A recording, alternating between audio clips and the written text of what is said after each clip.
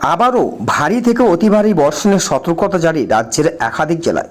কতদিন চলবে এই বৃষ্টি, কি জানিয়েছে আবহাওয়া মহল? বিস্তারিত জানিয়ে দেবো ভিডিওটির মাধ্যমে। জানতে হলে ভিডিওটিকে শেষ পর্যন্ত দেখবেন। ভিডিওটি ভালো লাগলে লাইক করবেন।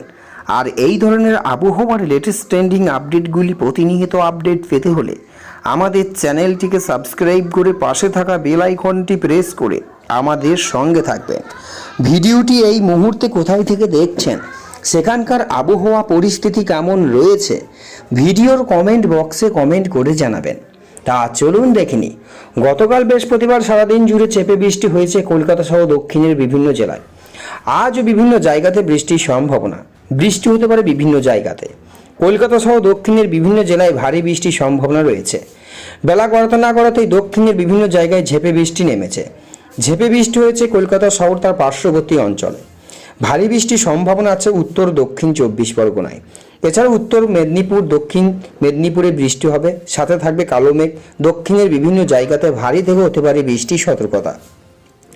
অতিরিক্ত দুর্যোগের কোনো সংকেত দেওয়া হয়নি, তবে আগামীকালও কলকাতা, হাওড়া, হুগলি, উত্তর দক্ষিণ 24 পরগনা, পূর্ব পশ্চিম মেদিনীপুর, বাঁকুড়া, পূর্ব পশ্চিম বর্ধমান, দক্ষিণের 9 জেলায় ভারী বৃষ্টি হবে।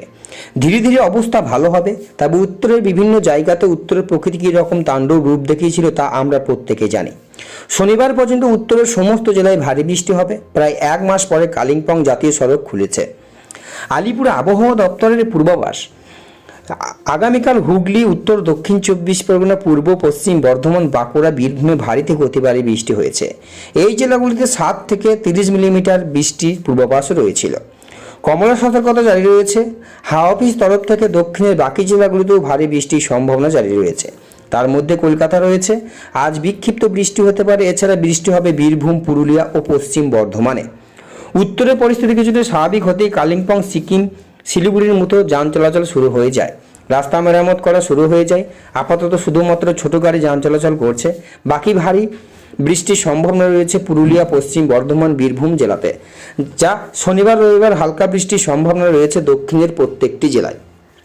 তবে এই দুদিন পশ্চিমের জেলা অর্থাৎ কলকাতা প্রায় সব এলাকাতে বৃষ্টি হবে। রাতে তাপমাত্রা সামান্য কমে যাবে, দিনের তাপমাত্রা প্রায় একই থাকবে। বাতাসে প্রায় 95% জলীয় বাষ্প থাকবে। বৃষ্টির আগে পরে বিচ্ছিন্ন একটা মর্মান্তিক অবস্থা তৈরি হবে। শনিবার রবিবার হালকা মাঝারি বৃষ্টির সম্ভাবনা রয়েছে, এমনটাই জানিয়েছে হাওয়া অফিস।